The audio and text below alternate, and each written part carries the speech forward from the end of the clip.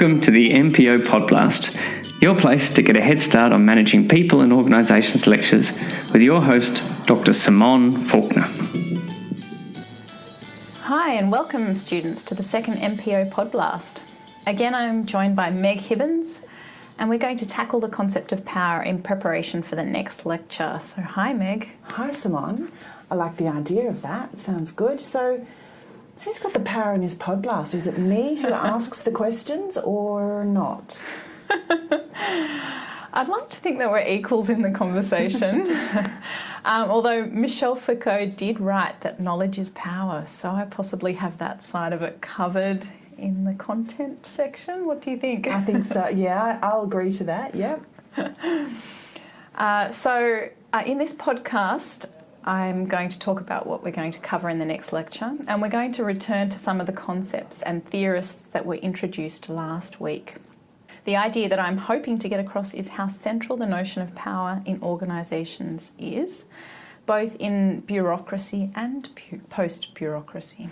Oh, okay. And so, in terms of the leading thinkers in this space, who would you say they are? Yeah, good question. So last week we focused on Max Weber, the founding father of bureaucracy. And I'll again return to his thoughts on bureaucracy because power really came into a lot of his writing. So power as domination or authority. And here we can see that domination is very much the type of power we see in bureaucratic organisations. He also explored three types of authority. So the charismatic, traditional and rational legal.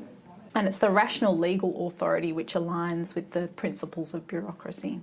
The charismatic type, so, somebody like a Nelson Mandela, is more aligned with the post-bureaucratic form of power. However, modern scholars have noted limitations in Weber's work. Okay. So what has that meant in terms of the new conceptualizations of power? Well, I mentioned Michel Foucault at the beginning. We have Foucault's work. And he was writing in the 1970s, so not too distant past. Foucault links power to knowledge. So those with the greatest knowledge tend to be more powerful. Makes sense. Yeah. There's also the critical theory approach to understanding organisations, which highlights the imbalance of power as being essential to address in the modern organisation.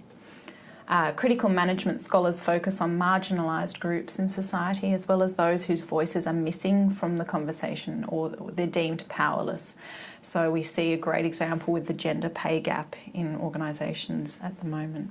Which is sparking a lot of conversation still. Sure. That's interesting. So I can see that resistance is also part of the lecture. Sure is, yeah. Where there is power, there is also resistance to that power, and it's simply because the legitimacy of authority in organisations may be contested, particularly by those people who are embedded in the power relations at play within the organisation. What do you mean by the power relations?